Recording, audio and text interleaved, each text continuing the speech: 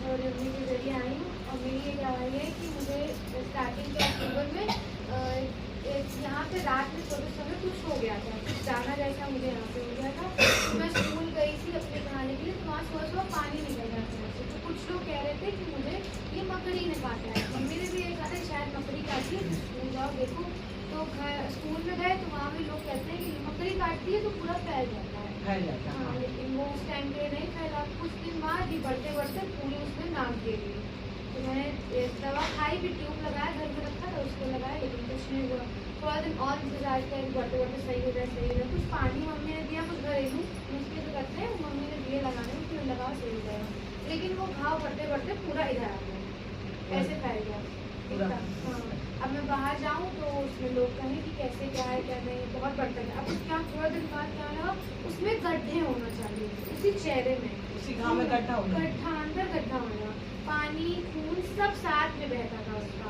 अब बार बार हम पोछे और बार बार वो बहता गया, फिर पूरा चेहरा मेरा लाल, पूरा नाक के बाद पूरा चेहरे में एकदम फैला थे, बहुत गंदा चेहरा लगा। पता नहीं क्या हो गया मुझे, उसी चक्कर में सब कुछ सूज रहा, दर्द के मारे सूजने लगा था गोल गोल। तो क्या हुआ, तो फिर बहुत परेशान थी। मम्मी ने कहा, मम्मी कहती थी जाओ कराओ प्रार्थना, लेकिन हम खुद से करते थे लेकिन नहीं सही हो रहा था। और बार बार मैं सोच रही जाऊँ, लेकिन दुष्ट मेरा मन कह रहा नहीं अब नहीं जाओ, कहने तो मत जाओ। तो हम नहीं जा रहे, ऐसे करते करते काफी दिनों में बहुत घाव हो गया। एक दिन हमको एहसास हुआ नहीं अब जाना पड़ेगा, अब चाहे दोस्त कुछ भी कहे, लेकिन अब मुझे जाना है। मम्मी ने कहा ठीक आज शाम को दवा लेने चल रहे हैं, जब तुम पहले कराओ। तो हमने कहा नहीं हम दवा लेके जाएंगे, दवा लेने के बाद कराएंगे। तो दवा लेने गए, दवा लेके आए, डॉक्टर तक ने देख के कह दिया, तो एक घिनाना ऐसा नहीं होता, उन्होंने वैसे कर दिया, ये क्या हो गया, उन्होंने ऐसे कहा। तो मेरे को इस चीज़ पर बहुत दुख लगा, शायद हमने बहुत देर कर दी आने में। उनके बाद तो उन्होंने हमको दवा दी और हम यहाँ पे आए। अब हमको सच में दुष्ट बड़े मम्मी से मिलने नहीं दे रहा था।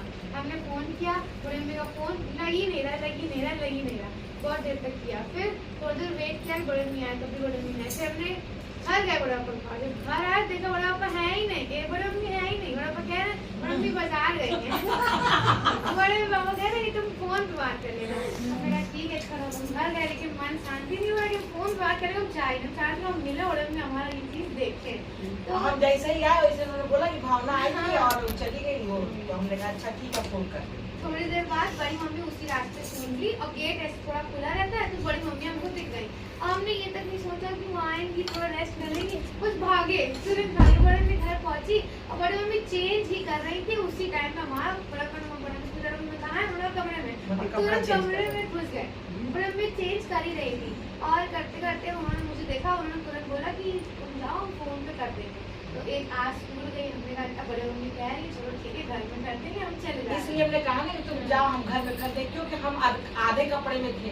हाँ। अब हमने आप कपड़े जब तक हम पहनेंगे तब तक इसको बैठाने रहेंगे, तो हमने कहा तुम घर जाओ फोन से हम कर देंगे। लेकिन तब भी मैं मुड़ी, पता नहीं क्या बड़े में हमको ढंग से देखा, क्या मन में आया, उन्होंने हमको रोक दिया। और हमने वैसे ही रास्ता में उन्होंने मेरी प्रार्थना की। मैं साथ में नकुल को लेके आई थी और बड़े मम्मी ने वैसे ही तुरंत प्रार्थना किया। उस चीज को तो डॉक्टर भी नहीं छू रहा था, लेकिन बड़े मम्मी ने उसको ऐसे हाथ रखा तो इसमें पस निकल रहा था। तो बड़े मम्मी छूते उसकी को भी डॉक्टर भी नहीं छू, उसने कहा टॉर्च जला के देखा और उसने ऐसे ऐसे करके दूर कर दिया। और लेकिन बड़ी मम्मी ने उसको छू प्रार्थना किया और उसके लिए बड़ा मम्मी ने धन्यवाद करते हैं। खड़े वही बल्कि वो फ्रिज हमारा नहीं रखा, वहाँ गर्मी भी लग रही थी, हम भी कपड़े में थे और ये आए तो फिर हमने कहा अच्छा उनको देखा, ऐसे हाथ ऐसे करके देखा। फिर से जब देखा तो हमने पूरी प्रार्थना खड़े खड़े कर डाली, ये भी नहीं कहा कि बैठो। पिता को बहुत धन्यवाद। मैंने प्रार्थना की और बहुत सुकून से गए कि अब मेरा ठीक होना ही है। कोई मन में डाउट नहीं आया कि अब दवा खाएं चाहे ना खाएं, लेकिन जाना है। लेकिन दवा प्रार्थना हो के शांति हो गई। 2 बार दवा खाई, सुबह शाम, वो अपने आप जाने लगा। अगले दिन स्कूल में अरे वहाँ सही होने लगा और धीरे धीरे करते पूरा ठीक हो, लेकिन पूरा क्लीन हो गया। जब कितना अच्छा से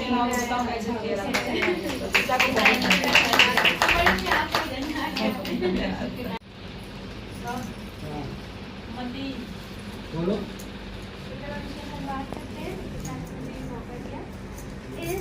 हेडिंग है दान। तो लिखा है सावधान रहो, तुम मनुष्यों को दिखाने के लिए अपने धर्म के काम ना करो, नहीं तो अपने स्वर्गीय पिता से कुछ भी फल ना पाओगे। पिता हमको बता रहे हैं कि तुम सावधान रहो कि और मनुष्यों को दिखाने के लिए धर्म के काम ना करो, सिर्फ पिता को दिखाने के धर्म काम करो, दिखावा नहीं करो, सिर्फ परमेश्वर का काम करो, तब तुम्हें परमेश्वर से फल पाओगे। इसीलिए जब तू दान करे तो अपने आगे तुराई ना बजवा, जैसे कपटी सभाओं और गलियों में करते हैं, ताकि लोग उनकी पढ़ाई करें। मतलब पिता कह रहे हैं कि जैसे हम दान करते हैं, उस दान को हमें सबके सामने खोल के नहीं देना है, ना ही सब कुछ खा के गवाही देना है कि बड़ाई करते कि हम दे रहे हैं, तो ताकि लोग हमारी बड़ाई करें। ऐसे लोग करते हैं, बाहर के जो लोग तारीफ होते हैं, दिखा के करते हैं कि हमने दिखा के करते, अलाउंस मनुष्य को करते हैं, दिखा के, हाँ। अलाउंस करते हैं हाँ। कि फलाने ने कि इतना मैंने दिया। तो भावना देखो दान पे ही नहीं है कि हम ये बड़ाई करें, हाँ। कोई भी चीज की बड़ाई नहीं करनी है कि मैं ये करता हूँ, मैंने ये किया, मैंने ये किया, हर चीज पर लागू करना ना। सब चीज को लागू करना है। तुमसे सच कहता हूँ कि वे अपना प्रतिफल पा चुके, जो ऐसा काम करते हैं, जो बढ़ाई के लिए करते हैं, हाँ। वो अपना प्रतिफल पा चुके हैं। परंतु जब तू दान करे तो जो तेरा दाहिना हाथ करता है, उसे तेरा बायां हाथ भी मारे। कोई भी काम में शरीर में कहा तो अगर काम कर भी रहे हैं, सबको दिखाने के लिए नहीं, वो पिता को दिखाने के लिए कर रहे हैं। तो वो सिर्फ मेरे पिता जान पाए और हम जान पाए, हमें ऐसे दान करना है, ऐसे काम करना है, ताकि तेरा दान गुप्त रहे, और तब तेरा पिता जो गुप्त में देखता है वो तुझे प्रतिफल देगा। अगर हम पिता को दिखाने के लिए कार्य करेंगे तो पिता आपको प्रतिफल हमारा काम का देंगे।